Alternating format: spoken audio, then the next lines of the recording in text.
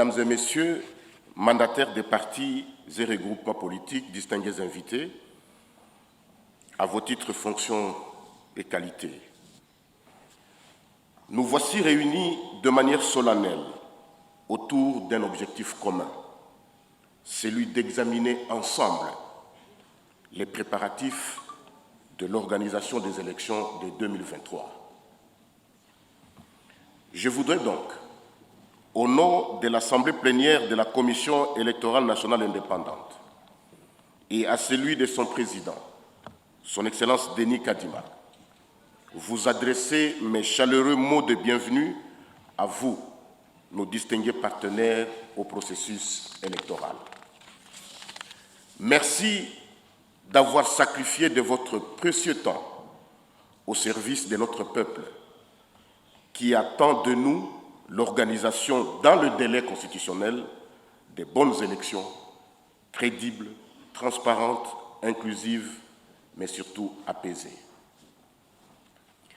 Ce cadre de concertation entre la centrale électorale et les partis et regroupements politiques se tient après celui du samedi 16 juillet dernier, au cours duquel des échanges fructueux sur l'état des lieux du processus électoral étaient au rendez-vous.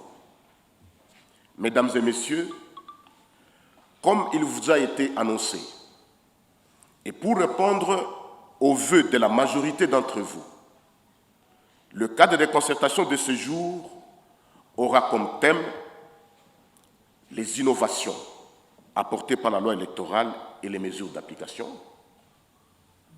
les dispositions pertinentes de la révision du fichier électoral.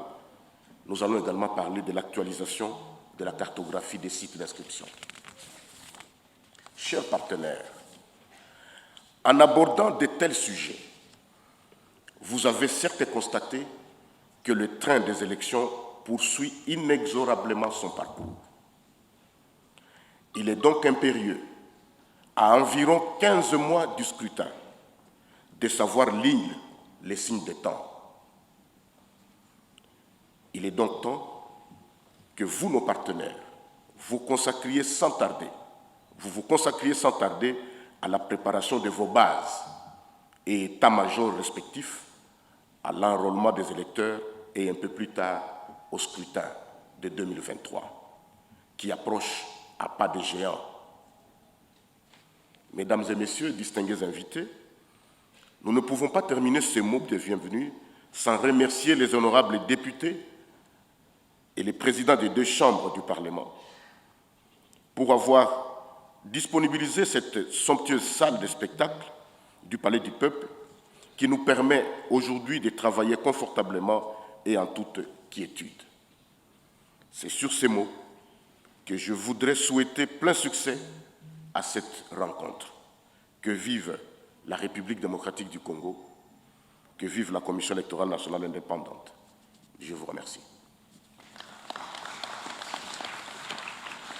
Excellences, membres du bureau et de la plénière de la CENI, Excellences, Messieurs les ambassadeurs et chefs de mission diplomatiques, Messieurs les représentants des organisations internationales, Messieurs les mandataires des partis et regroupements politiques, Mesdames et Messieurs à vos titres et qualités respectives. Lors de la tenue du cadre de concertation organisé en juillet dernier, vous avez répondu massivement à l'invitation de la CENI et nous en sommes reconnaissants. Et nous sommes heureux de vous avoir aussi nombreux aujourd'hui. L'activité de la fois passée a connu 346 partis et 58 regroupements politiques. Cette première rencontre a permis à mon équipe de vous présenter un état des lieux exhaustif du processus électoral en déclinant les activités réalisées ainsi que celles en cours d'exécution. Vous avez également eu la possibilité de présenter vos préoccupations sur la tenue des élections transparentes et crédibles dans le délai constitutionnel de 2023. Parmi les recommandations que vous avez formulées, figurait la nécessité d'organiser des cadres de concertation thématiques en vue de vous permettre de préparer les questions et d'apporter des contributions appropriées. C'est la raison d'être de cette rencontre, d'échange de ce jour. Après avoir suivi les brillants exposés de Maître directeur du cabinet adjoint Dave Banza, du directeur juridique Edi Kisile et du directeur des opérations Joseph Senda. J'aimerais vous présenter les activités en cours, mais de manière brève. D'abord, je vais parler de l'opération d'actualisation des cartographies opérationnelles, mais sans répéter tout ce qui a été brillamment dit. La récolte des données sur terrain a permis d'améliorer les conditions d'accès des électeurs au centre d'inscription. Désormais, comme ça a été dit, chaque lecteur devra parcourir pas plus de 10 km de son lieu de résidence. Il en sera de même le jour du vote, ça sera la même distance au maximum. La CENI a tenu compte de beaucoup de critères qui ont été énumérés ici. Nous avons parlé du poids démographique, nous avons parlé de l'accessibilité, des conflits intercommunautaires, des obstacles naturels. Il y a tout plein de critères dont nous avons tenu compte. Ainsi, nous passons de 17 783 centres d'inscription en 2016-2018 à 22 271 pour les essais. Merci pour la parole. Nous saluons les avancées de la CENI et nous avions aussi apprécié les réponses du président Kadima. Donc, notre mission maintenant, c'est d'aller juste informer à nos bases que l'enrôlement, c'est maintenant.